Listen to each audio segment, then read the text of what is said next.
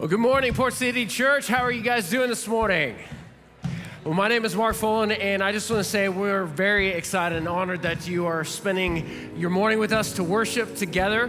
Have some really great things in store for us today. But let me ask you this. How many of you are dads of daughters? You are the father of a daughter. Raise it nice and high and proud. Okay.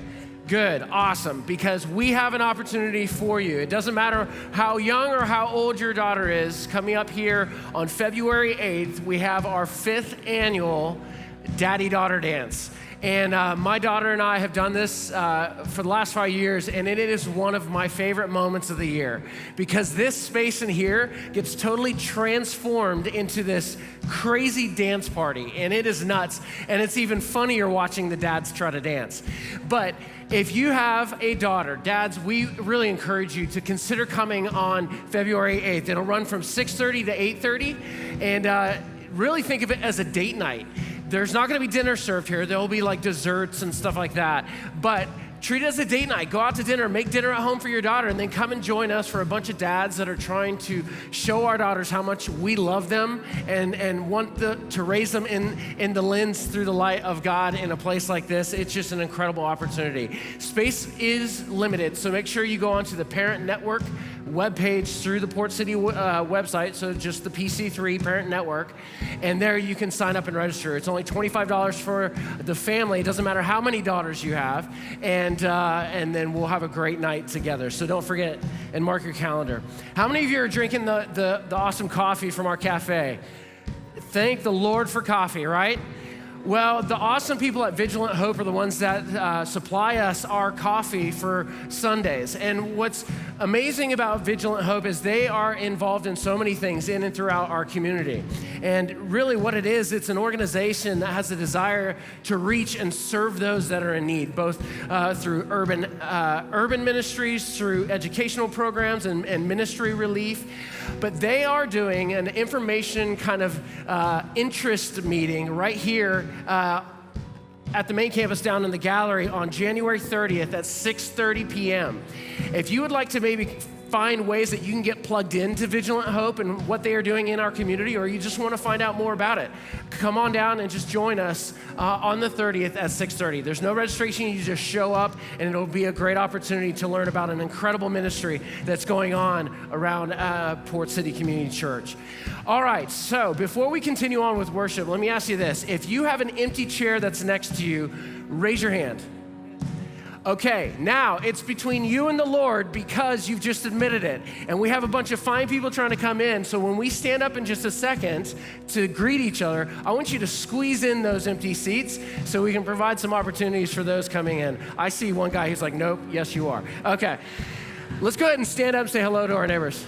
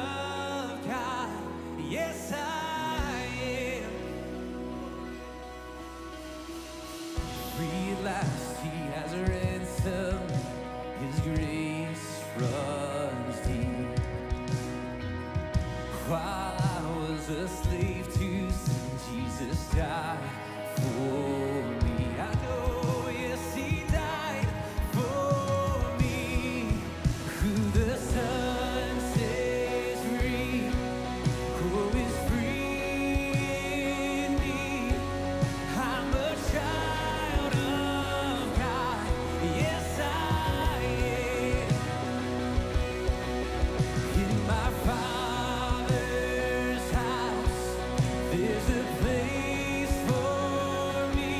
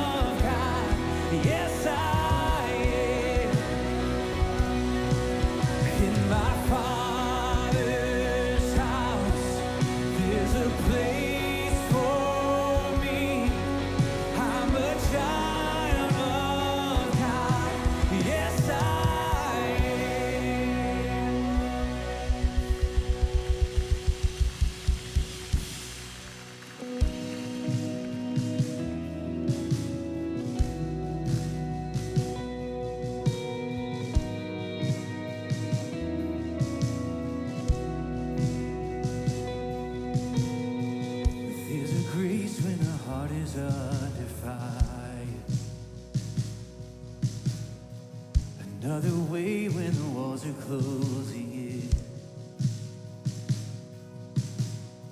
And when I look at the space between where I used to be and this reckoning, I know I will never be alone. There was another in the fight, standing next to me. There was another in the waters, holding back the sea. Should I ever need remind of how I've been set free, there is a cross that bears the burden. Another died for me. There was another in the fight.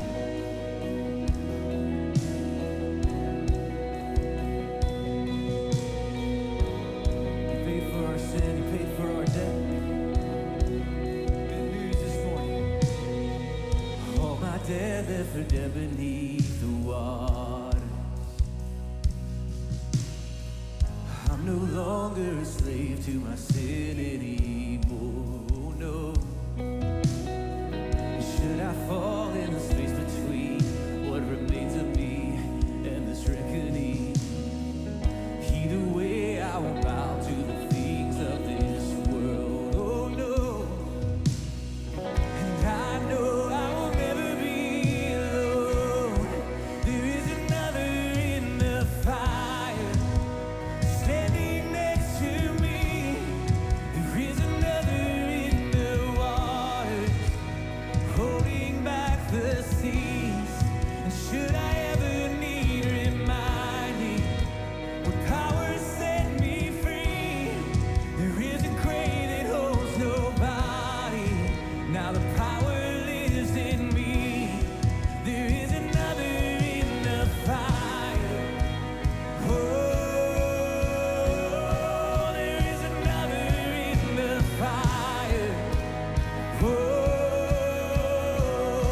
there is another in the fire. Oh, there is another in the fire. Oh, I can see, and I can see the light in the darkness as the darkness bows to him. I can hear the roar in the heavens as the space between within. I can feel the ground shake beneath us as the prison walls cave in. And nothing stands between us. Nothing stands between us.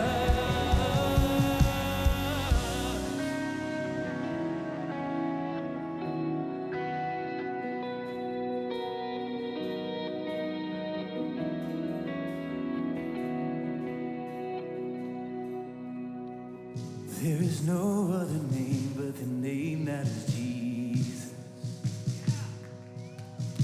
He who was and who is and will be through it all. So come what may in the space between all the things unseen in this reckoning. Oh, I know I will never be alone, it's true. I know I will never be alone. There'll be another in the fire, standing next to me.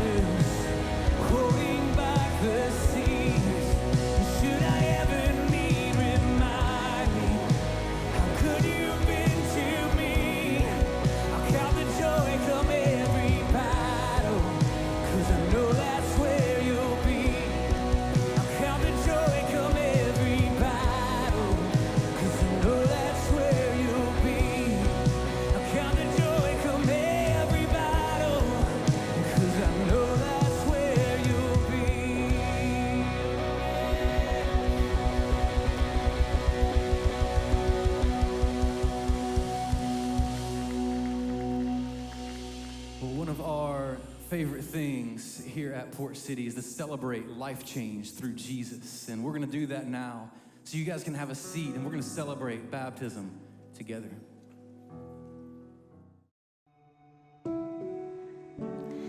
Growing up, fear and insecurity defined my life. I was shy and timid and always waiting for the other shoe to drop. I didn't feel like I deserved anything good, and if it did come my way, I wasn't sure if it was going to last. Looking back, I don't know why I was so scared, but I do know that my fear more than not displayed itself in anger.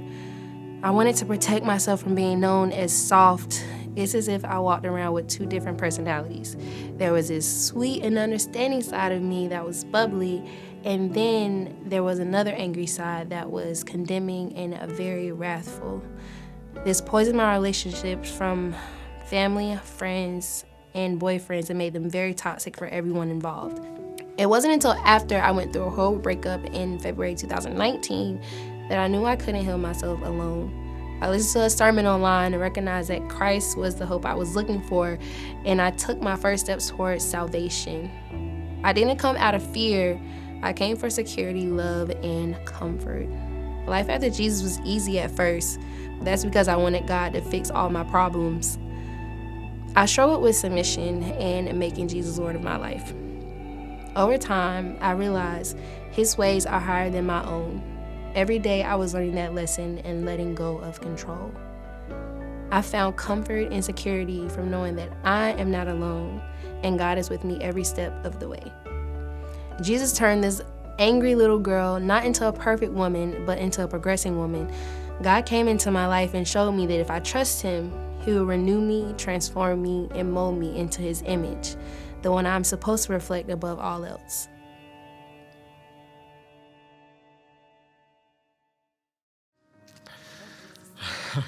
Imani, I love the part in your story, and I love that our church gets to hear the part where you said that you don't have to be a perfect woman, that you're a progressing woman. Every single one of us needs to hear that we are not perfect. There's only one who is perfect, and He died in our place. And our lives are the progression of becoming more and more like Him as we submit, like you said, to His authority in our lives. And that's a beautiful picture of what God is doing in your life, and I believe He's doing it in every single one of our lives, because none of us is perfect, but He is. And we're taking steps toward Him. And I'm just so encouraged that you've learned this, and that you're going to continue to walk in that and be an example to your family and to our church family. So thank you so much for sharing that with us. And it's based on your profession and faith in Jesus Christ that I now baptize you in the name of the Father, and the Son, and the Holy Spirit.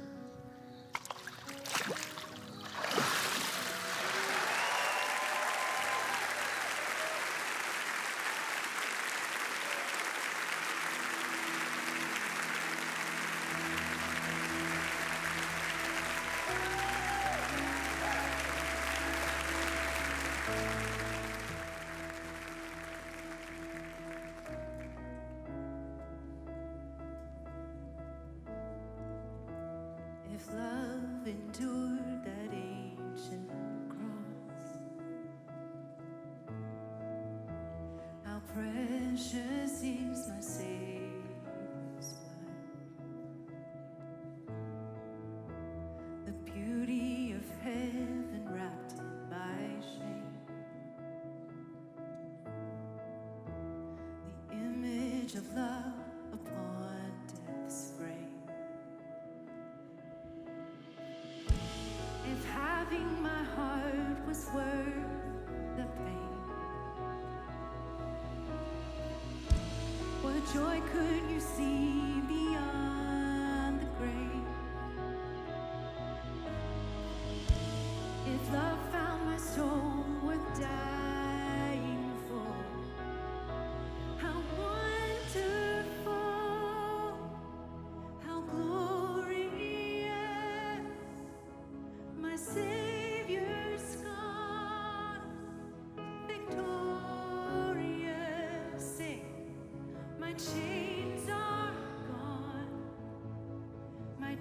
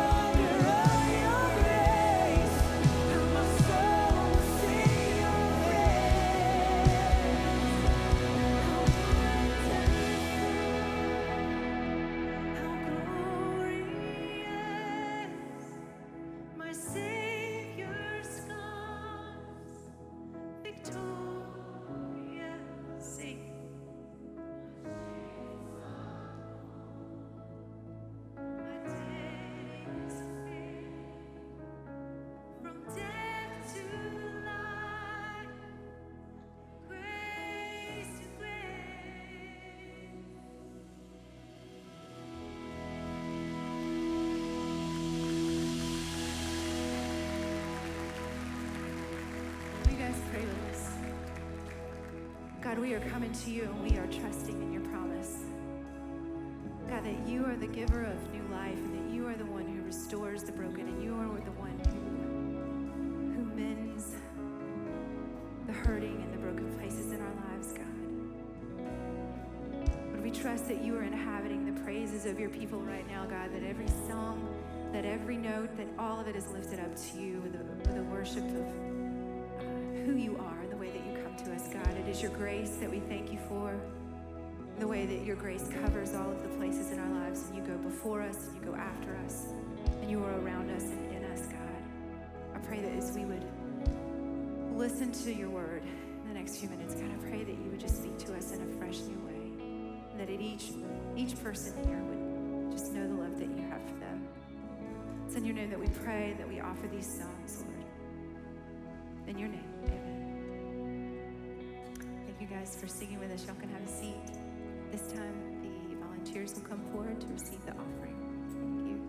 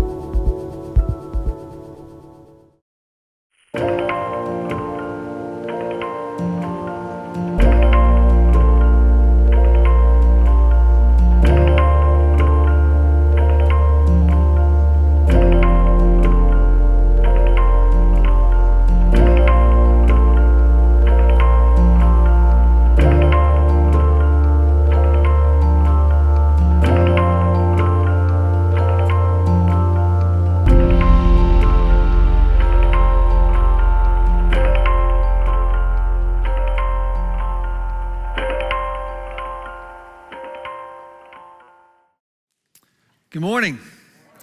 I want to begin this day the way we left off last week, right? Remember this? So do you remember what we were supposed to say, right? When someone does something that kind of affirms or breathes worth or value into us, and our tendency is to try to figure out why they're doing this, or our tendency is to try to figure out why we deserve this. We don't do any of that. We just simply say what? Remember? I'll receive that. I'll receive that. How many of you guys did that to someone this week? Okay, good. If it was awkward, what is weird? So I'm like, what are you talking about? I'll receive that. You're like, whoa, what kind of cult are you involved in? But this is more. In fact, this happened to me Sunday night after the service. I just finished all the services last Sunday. We had a bunch of our overflow friends at our house to watch a football game, and one of the young men was talking to me, just encouraging me and what the church, and I tried to deflect. He said, dude, just receive it. I'm like, okay, well played. And it's just harder than we think. And the idea, if you were not here last week, we finished this time with what do we need to do in order to step into this way of life that God actually has for us, that he's made for us, that he's created us for. And it is this posture to receive, to open our hands and to simply not try to justify why we deserve it or why we don't deserve it or what the angle is, but just to simply receive what it is that he's done for us. Y'all, this is harder than we think. There's nothing in our culture that pushes you or I in this direction. There's just nothing. Everything says you have to earn it, you have to deserve it, you have to justify your position, your value, your worth. That's how we are learned to climb the corporate ladders, right? We justify what our worth is to this company, therefore this is why. Everything is driven in that direction. It's not to say that it's bad, it's just the world that we live in, but what I'm telling you is that what that mindset does for us is it prevents us, it keeps us from stepping into the freedom in here that Jesus has for us, that God has for us, that Jesus has made available for us. We do not receive well. We're not conditioned to. This is a very foreign way of thinking to the way we normally and naturally do. And I have experienced this in so many ways. You know, even just my position at the church, it's so funny because I look a little older now than I used to. I'm still not quite up to my age, I don't think, but I used to I was like 38, I was like 14 years old. And so you're always trying to look older and hey, you know, and it was so funny because you always feel insecure or unworthy to do this. You're too young, you're too dumb, you're too this, you don't know there are people who are better than me. All the things that you think about yourself, I think. And at some point I had to come to believe and to realize, because it was robbing me. It was robbing me of participating and enjoying and doing what God had asked me to do, because I was always trying to justify my right to do this based on what I perceived I should be doing or could be doing better, or what someone else could do. And all those things get in your head instead of just stopping and going, God, I'm just gonna receive the place that you've invited me to live in. I'm gonna receive the call that you've given to me. I'm gonna trust that you're doing that, and if I follow you and obey you, that you will take care of the rest. When you start to live like that, whether it's as in your job, as a husband, as a wife, as a mom, as a dad, as a student, when you start to understand that, it frees you up, but it starts with us learning how to receive. How do we do this? And that's what I want to talk about today. So if you've been here, we're talking about this dynamic, this tension of fear and love, and we're addressing this, or I have been addressing this with this definition that kind of speaks to worth and value, why you're here and why it matters that you stay here. I don't know if you realize that we're back in the epidemic again of people taking their lives. And it's fundamentally because I don't know why it still matters that I'm here. Something needs to breathe that into you. Something needs to speak to you in that. Something needs to come, a force needs to come that drives out all those other fears that keep you from stepping into this. And it's not based more on what you do, it's actually based more on what you believe. Everybody, or I wouldn't say everybody, many people don't have any trouble believing that they just don't have what it takes. They're just always sort of living this posture to prove or to whatever it might be, right? But to believe that there's something for us, to believe that we have a contribution here, to believe that Jesus has actually called us into this is an important thing for us to understand. So I've been drawing this like this. I've been kind of playing around with some ways to think about sort of the human experience, being human, whatever that might be. And this is sort of how I started drawing us, because we're not just stick figures, we're this thing that longs. We're not indifferent. We want to matter, we want to be somebody, we want to be alive. All these things are innate in us. We come out of the womb looking for what is it that's gonna bring life to me? What is it what's gonna happen? How do I get this? We're all looking for things to bring us worth and value. Is it gonna be my job? Is it gonna be my contribution to society? Is it gonna be the ministry that I fulfill? Is it gonna be the service that I do for other people? Is it gonna be the amount of money I make? What is it gonna be? It's gonna be the relationship that I live in. Is it gonna be the fact that I have the perfect family? Is that what's gonna bring you worth and value? That's what you're looking for. We're chasing after, whether you talk about it as mattering, like, do you have what it takes? Are you beautiful? It doesn't matter. It all roots back to these things. Do you have value, and does your value matter to the people around you? It's interesting. I was doing kind of a word study, because I'm kind of a word nerd like that, between valid or validity and value. They both come from the same root. And one means that you have sort of strong worth, and the other means that you sort of have a strong reason for being. To be validated means that that your contribution, your activity matters. You have a strong reason to be. It's a beautiful picture. And what I'm telling you is you're looking for this, and you need something to breathe this into you, or you're gonna end up chasing it in all these other places. And here's what happens. A lot of us have lived enough life that our hearts have been broken, right? You trusted one of these things for worth and value, and it disappointed you. It let you down, it failed, it didn't work out like you thought it was, it didn't protect you. And so your heart was broken. Others of you, you're pulled in a million directions. Maybe you come to church and you're like, God, I love God. And you go out there and you love all these other things, and your heart is constantly being pulled in a million directions, and you live with a divided heart. And we could go on and add to this, but ultimately what happens is as this begins to unfold, we get these sort of jagged edges around the outside of our heart, and our hearts grow cold and they grow hard. And they're hard for anybody to get in. And what happens when that occurs is it's very hard for us to believe that there's any worth or any value other than our own effort.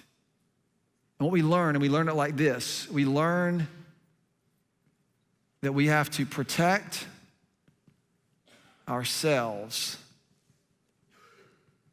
You've got to make sure that no one else gets in to hurt you. And we learn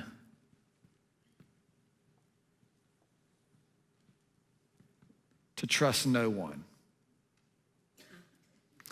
Anybody relate to that? You'd like to, but you can't, or you won't. This is the process that we get stuck in. The way that we account for this, and we all do this, is what I've been sort of calling this seesaw system. Y'all seen this, right, before? Because I'm trying to get this in your mind. I'm trying to help you see what I'm talking about, that we all have this system that says if we can just get this balance, even some of you are gonna sit here the whole service, you're gonna be bothered by the thing that this is tilted because it's not straight. You're like, we gotta get something, we gotta put another arrow on here, we gotta do something to make this we gotta do something to balance this out. Yeah, whether it's your attitude, a good behavior outdoes bad behavior, whatever it might be. Maybe it's you feel deficient. Maybe you feel deficient. You feel, we call it a chip on our shoulder. So you live in this way to prove everything else. You're gonna put all your effort on this balance to balance it out so you can prove that this deficiency that you feel inside gets masked or proven or compensated for in everything else that you do. And you're not gonna let anyone tell you any differently. If someone's gonna do anything, it's gonna be up to you anyway. A lot of us have even come to believe the gospel like this. We don't believe the gospel starts with your intrinsic worth and value. We believe the gospel starts with the fact that you don't matter, that you are bad and all this other stuff. And then what God does in his son, he comes down, you receive Jesus, and then he puts his thumb on the moral scale, and your goodness now outweighs your badness. That's how a lot of people present the gospel and think about the gospel. That's not at all what Jesus came to do. That's not at all what Jesus came to do. What it says and what we're called to, what he's done for us, and this is really important, because I talked about this last week, this sort of biblical math, right? This idea that if God is love and love is a force, then that means God is a force. And I'm trying to say that's not what I'm trying to say. This is not Star Wars. Love is 100% relational. For it to be expressed, it has to be expressed between one human being and another, between one person and another, between God and us and one another. This is how it is always relational. Think about this. Love is patient. Love is kind. Love is not jealous. Have you ever had any trouble being kind or patient when you're laying on the beach by yourself? Loving people is really, really easy when no one else is around. You're like all by yourself, man, I'm good at loving people. This is awesome. Until another person shows up and you realize, oh my gosh. The reason we vow to protect ourselves and trust no one is because we know people, right? That's why. So we have to sort of figure out what happens, what's to happen in this. Because this is the way most of us are stuck living. You don't have something that breathes worth and value into your soul. So along comes John. We looked at this last week, 1 John 4. It says that if we acknowledge that Jesus is the Son of God, if we confess this, if we believe this is what he's asked us, if we acknowledge this to believe, if we trust that Jesus is Lord and that he has done what he says that he will do, if he's faithful in that, if we acknowledge him, do you know what it says next? It says that God lives in us and we live in God. God himself is love. He has sent his son Jesus to be the sacrifice for us, to cause us to come alive. He is the way, he is the truth, and he is the life. He is the way in which we live. He is the truth of who we are, and he is the way in which we become to the Father, the way, the truth, and the life. He is the life that we are to live. I had to go through my list in my head. And so what begins to happen in this system over here is you begin to grow sort of cynical of people in the world around you, and you just sort of commit to work harder and harder to either prove or compensate or whatever it is that you're doing. And then he says, but there's something different. This is why to believe and to receive is so important. It is so important. It is so hard for us to get. It says that whoever acknowledges that Jesus is the Son of God, that he is who he says that he is. And I've been using this triangle. It's kind of the way we think about God, the Father, the Son, and the Holy Spirit. God lives in us, and we live in God. It is the context of this relationship, my relationship with God through his son, Jesus Christ. It is that relationship. It says two things happen. It says, number one, in that relationship, we come to know that God's love for us, and we learn to rely on God's love for us. Love is fundamentally relational. It is not some impersonal force. I've had lots of questions about this. Mike, I just feel like that, God is this kind of energy or whatever. That is not what he is. He's a personal force. He came in the form of Jesus to demonstrate his love for humanity and the reconciliation of a relationship for which we've been designed. I don't know if you've ever thought of this. I'm big on definitions. Y'all know that, right? Yes? Good. I was like, whew, I hadn't said that before. But the reason is because you've got to articulate and define things to understand them. And there's some more I'm working on. But this idea of relationship, do you know what a relationship is? Most of us, the default in our culture is that relationship is a way to network, to advance our cause. That's what most of them exist for. Right, we go to little network meetings, we get to know each other, and then you scratch my back, I'll scratch your back. If I can sell you this is all about sort of creating the win-wins for both parties involved. So a few years ago, I had to sit down and kind of say, what is the definition of a relationship? What does it mean to live in a relationship with another person? And so I kind of put my crazy mind to work and tried to figure this out. And basically the definition that I've started using is a relationship is the framework through which love is expressed and experienced. It has to have a place that the giving of love, the offering of love, the extending of love to breathe life and worth in another person needs to be expressed in the context of me and another person or people, and it needs to be experienced. We need to actually go, yes, that's what I sense and feel. Does it require more than one person to do it? 100%. Because one person has to give, and guess what the other person has to do? Receive, right. I'll receive that. I'll receive that. And this is true in marriage. This is true with our kids. This is true with our relationships in business. Because everybody is looking for worth and value. And along comes God, and he says, I'm the force that breathes worth and value. I got another question about this, because Jesus said this, right? What's the greatest commandment? To love God with all of our heart, soul, mind, and strength. This is a great question. I got an email, and I love getting questions from folks in our congregation. The reason is because I'm hard to offend. But the beautiful thing is it means that people are thinking and processing. The question was, well, Mike, if love is a force that breathes worth and value, how is it that we love God? Like, do we breathe worth and value into God as though he needs it? No, that's not what this is about. When you love another person, you're not giving them worth and value. You're affirming worth and value. The breath is what allows it to be believed. The problem isn't that you aren't worthy, you have to earn worth or earn value. The problem is that you are worthy and you are valuable and you don't have anything that helps you believe it, to trust it, to live in it. So to love God, to offer our lives as a living sacrifice is to love him, because we're saying, God, you're worthy of whatever it is you ask. When Jesus was asked, he says, if you love me, you'll keep my commandments. If you have a nice moral scale, this leaves you in a lot of trouble unless you're a really good person and believe all the right things about all the right politics. Then you're probably okay. Just kidding.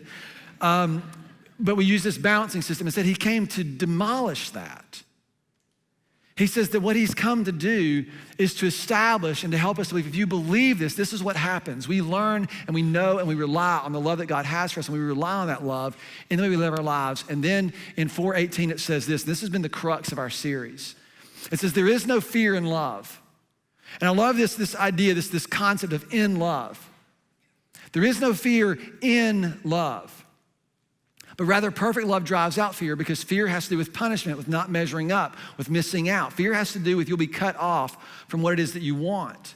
The one who fears is not made perfect in love.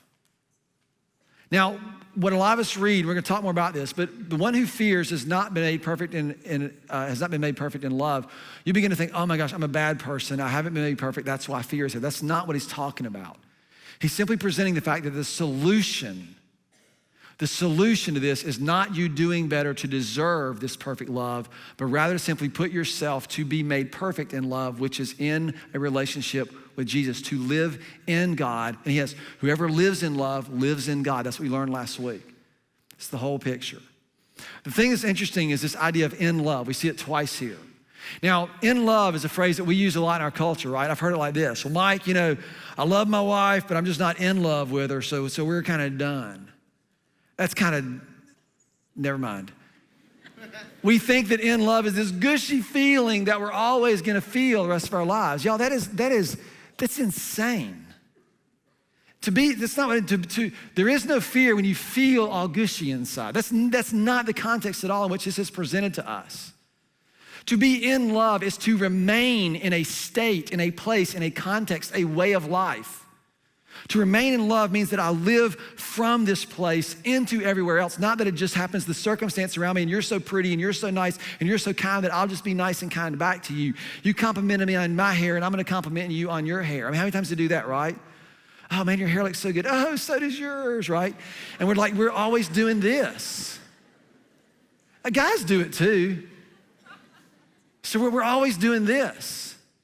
And it's because we've got this system that we say, oh, if you breathe worth and value into me, then I'm gonna breathe worth and value into you. I'm gonna make you feel good. That is not love, that's codependency. We have to start thinking about this differently. When it says that there is no fear in love, I sat down and did a quick sketch throughout the Bible, and there was a whole page of verses that use this phrase, in love. This phrase, that things that are to happen in love. Love is not a feeling.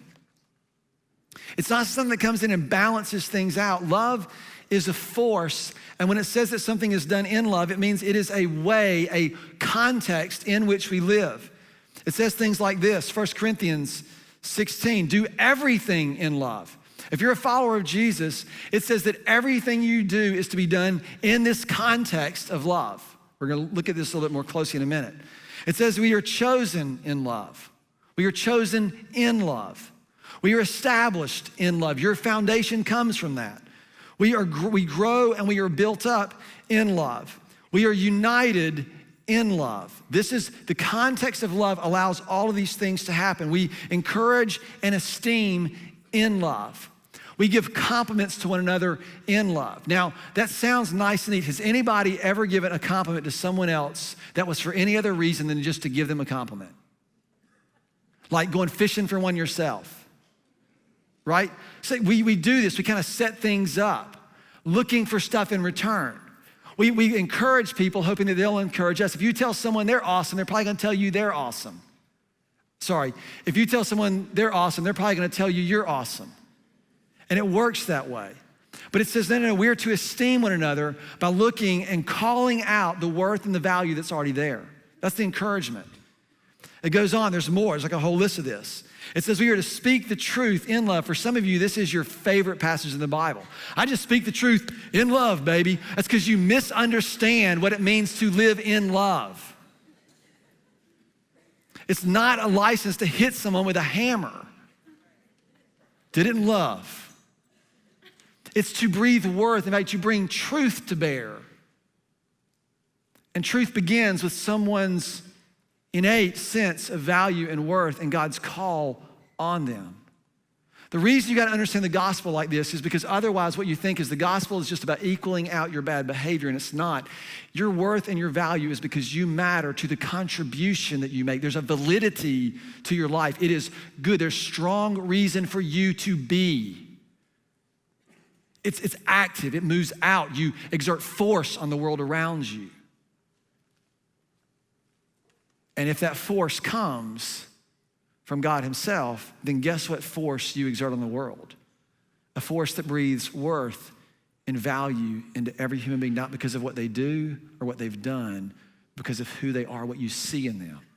We speak truth and love from that place. We are to bear with one another in love. I always do this at weddings because it's a beautiful passage in Colossians chapter 3.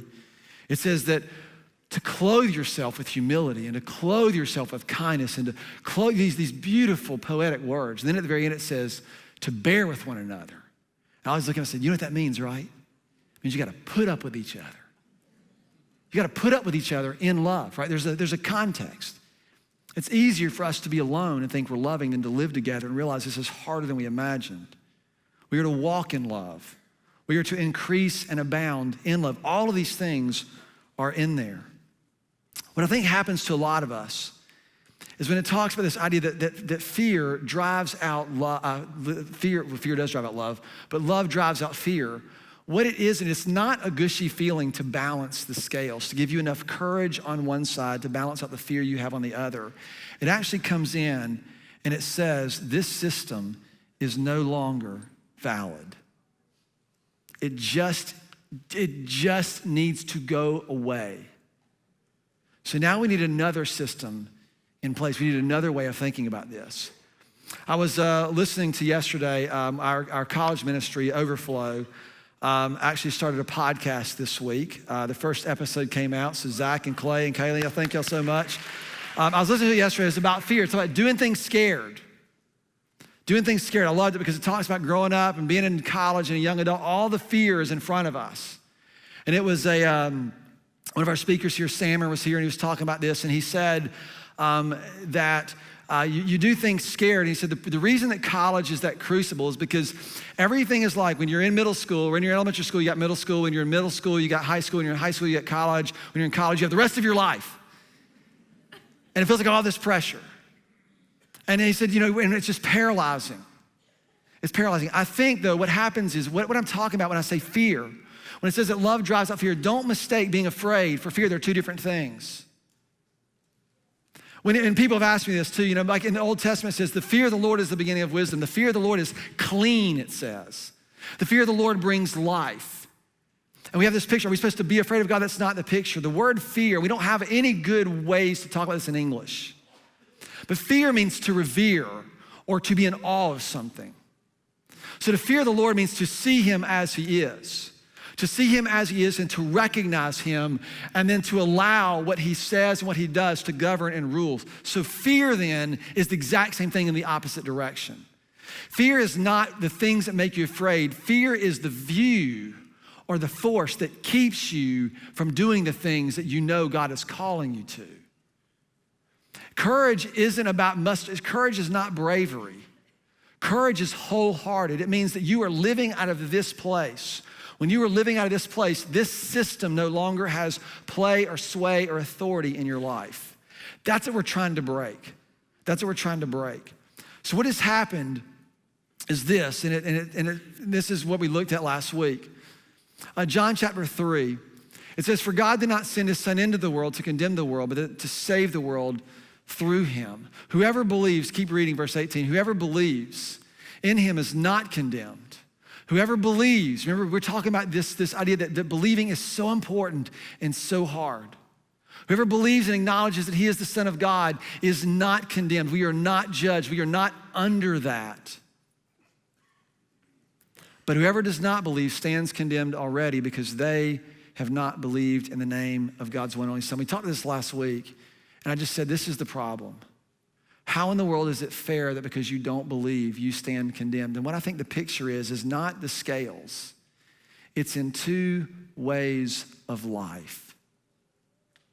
One way is you stand over here and you don't know where you derive worth and value from, so you're constantly grabbing and looking and pulling.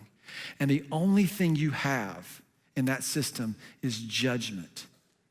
The only system you have is judgment, because you're trying to figure out where you stack up against other people to determine your worth and your value. What ends up happening, and this is kind of the way I thought about this in my notes, is what happens in the sense that we are driven by fear. What ends up happening is we tend to hide or conceal. We tend to compensate by balancing out the scales, which is sort of our effort to prove our worth and our value. And this is what happens to us. And it's because we stand condemned. So when you believe in the name of Jesus, when you acknowledge him, what happens? He lives in you and you live in him. Whoever lives in love lives in God. There's this pattern. All of a sudden you realize that you are loved by God, and whoever is loved by God is not standing in condemnation. What I would say is there's the place where you stand in condemnation, where the only thing you have is judgment, and there's the place where you walk or stand in love, where all those other things are to flow from. It's a way. It's a way. So here's what happens. This is the verdict. This is the boom. Light has come into the world, but people love the darkness instead of light because their deeds were evil. Everyone who does evil hates the light and will not come into the light for fear that their deeds might be exposed. So this kind of makes this sound like here's this verdict, light has come into the world, and all your deeds are gonna be seen. When I was a kid, I don't remember if I heard this from a preacher or where I heard this, but I remember someone in my mind, I don't know where this came from, but in my mind, I thought that what was gonna happen when I get to heaven. And I was probably like 16 or 17 at this time. I remember thinking that what was gonna happen when I get to heaven, I stand before God and I'm judged. That he's gonna take, this is back in the 80s, we had VCRs back then. He was gonna take a videotape of my mind and my thoughts and put them in a videotape on a big old screen and let everybody watch them. Does that just give anybody else the heebie-jeebies? Can you imagine every thought you've ever had on a screen? We wouldn't like it in this room, right? Imagine on like in heaven with generations of people watching everything that's been in my head. I thought, I don't want to go to heaven then. Have you ever thought that? That's what it feels like. Why? Because we don't want this. Something about this seems wrong or unfair. It's just more condemnation. This is exactly where we do not stand anymore. So this has to be something different. The problem is, this says that whoever hates or whoever does not come into the light hates the light, or because they love the darkness. They love the darkness for fear that they're gonna be found out, that somehow their system is gonna be proven deficient and they're not actually gonna measure up the way they thought they were. Y'all, this is seen in what we feel in our lives. Anxiety, right? You see this, right? It is the dominant emotion from people 25 and under is anxiety. If you ask almost anybody in that age bracket, they're gonna say, I have anxiety. And it's become this thing. And it's rooted in this system, this sense that things are never gonna be different, that I'm never gonna get to be where I wanna be. This is always gonna be this way, and there's nothing I can do to balance it out instead of letting a force come in to drive it out. And the problem, the worst part about this, is that there's a way in which, listen, I want to say this very, very carefully. There's a lot of talk about vulnerability and being vulnerable and acknowledging that you struggle with depression or anxiety. Listen, and that's so important. Please don't hear me saying that you should not do that. Validation is extremely important. When you struggle with those things, it is very important to understand those are valid things. They're real, they're powerful, they have force in your life. But don't over-validate them. Let me tell you why.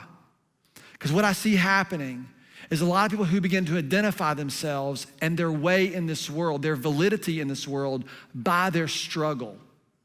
This is my struggle. It's out for the world to see. I post about this. This is kind of my theme. This is kind of my message. I always struggle. I have this thing. I do this thing. I have this thing. Always, always, always. And guess what subtly happens if this system isn't abolished? You will begin to find worth and value in your struggle, and it will never go away. But it will certainly do this. What Jesus did, his love for you is not to bound, it's to drive things out. Validate those things, but don't don't give them more authority than they already have. Right? Worry, hesitation. We hesitate in things. Withholding. You ever see someone, if we're competitive, I'm like a former type A, super competitive. I grew up with two brothers, three sons, two brothers. I grew up with this, everything was a competition. Dinner was a competition. Who can get the roll first? Everything was a race or a match or a fight. Everything was. You learn how to do this all the time. It's just how you got by. Everything, and for me to win meant other two had to lose. And we learned up living like this. So you're settling in competition with all of your friends about who has the most likes or who gets the most this or who has the best husband, who has the best kids, whose kids can get the best school. And all of a sudden that competition means that when something good happens for them, you subtly withhold anything that might breathe worth and value because you're afraid that it might not balance out. Yeah, when these systems get locked in, and this is what I'm saying, it's more pervasive than we think. The key is to receive.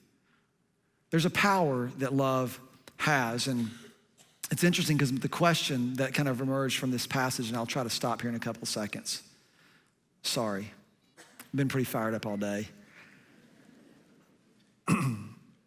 But this is so important that we see and understand this because we've got to stop thinking about it the way we always have.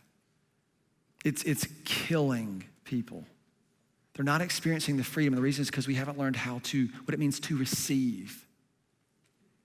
This isn't instinctive and it isn't fast. But what's so interesting is, can you use love in a way that isn't motivated by love? Can you use kindness in a way that isn't motivated by kindness? Can you use patience in a way that isn't motivated by love? By love. Kindness in a way that's not motivated by love, or patience in a way that's motivated by love. The whole opening section of 1 Corinthians 13 says this. It says that if we offer our bodies to sacrifice for the good of other people, if we offer our money for the poor and for good causes, if we give our words to encourage and do things, but we don't have love, we gain nothing. There's nothing there. And this passage, what it says is that it uses the fact that we love the darkness, not because we love the darkness, we love the darkness because we're fearful of the light, that this love of these things is actually driven by fear. And what I think is we have a lot of folks who do a lot of good things, but it's driven by the fact that if we don't do them, we won't measure up. If we don't do them, we won't have what we want. If we don't do them, we won't have what we need. If we don't do them, this won't happen. And it's just pressure, pressure, pressure, pressure, pressure. It's anxiety, it's worry, it's hesitation, it's withholding, it's rushed. You ever feel like you're just too fast? Too many things are happening too many times. So 1 Corinthians 13 concludes with this. This is where we'll wrap up. It says at the very end, after it does the whole thing, love is patient, it's kind, it's not jealous, it does not act unbecomingly, all those things. It says that love, it is love. It always protects. It always trusts. It always hopes. It always perseveres. Love never fails. But now remain these three, faith, hope, and love, but the greatest of love. It always protects. And I just wrote me a list. It always protects. It always trusts. It always hopes. It always perseveres. All of us have reasons and stories that say it didn't protect, and it didn't trust, and it didn't hold up, and it did fail. But in this, it ushers in something new, and here's what I think it does. That our relationship, this place where we live in God and He lives in us, provides us with the safety that we need to trust. The most intimate place that you need to be right isn't in your most intimate relationships, it's your relationship with the one who has created you and made you. That's what you've got to have first. And for some of you, there's been a lot of things that have happened that have given you pause or reason. What I'm telling you, that this love that God has for you is safe enough to allow you to trust. Safety is very important. The way we live with each other is very important because safety will stop trusting faster than trust faster than anything else. Number two, it always trusts. That means that this is the way that love is experienced. Love is not experienced apart from trust.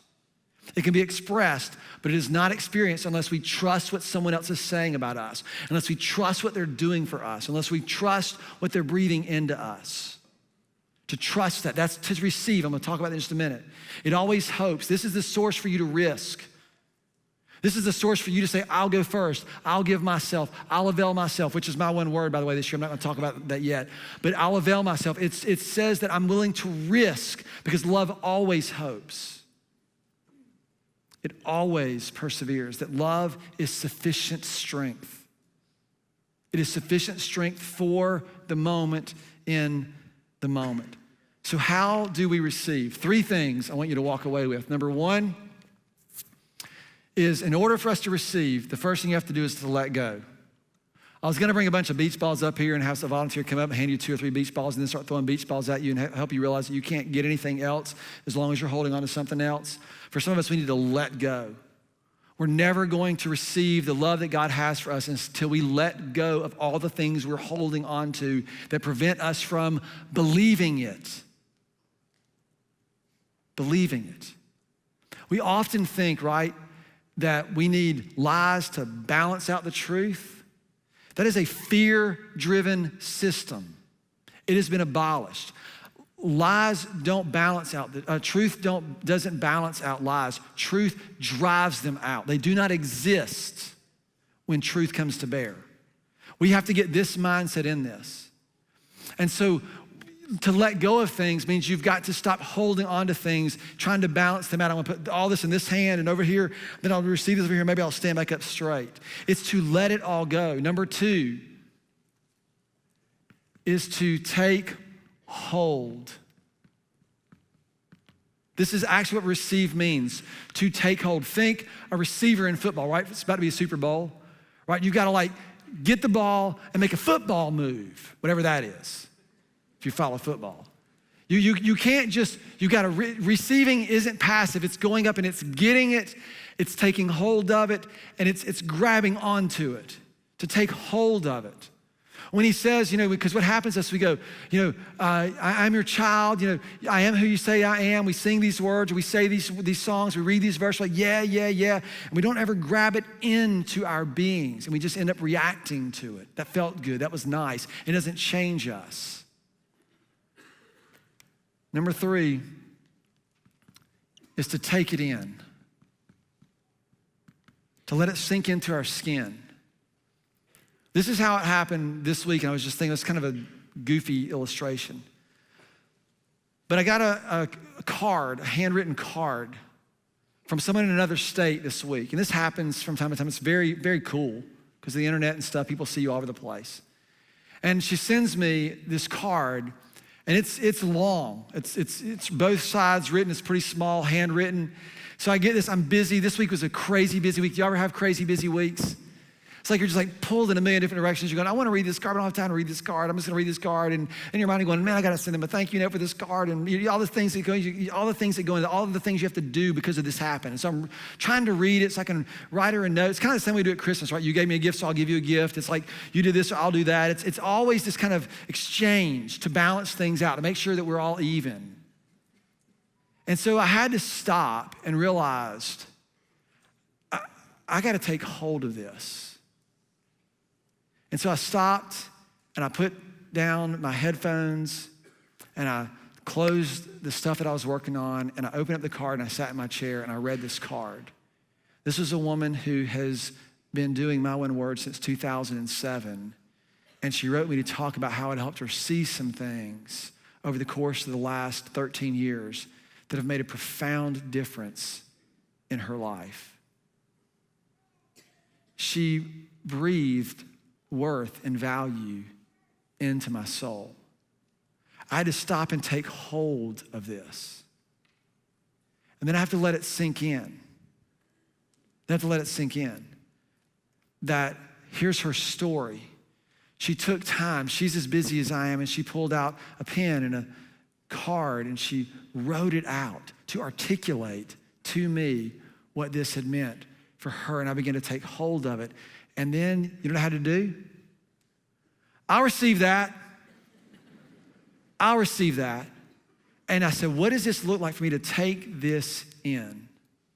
Let me tell you something. I didn't just write her a thank you note. Hey, thanks for thinking of me. Glad my one word's a great thing.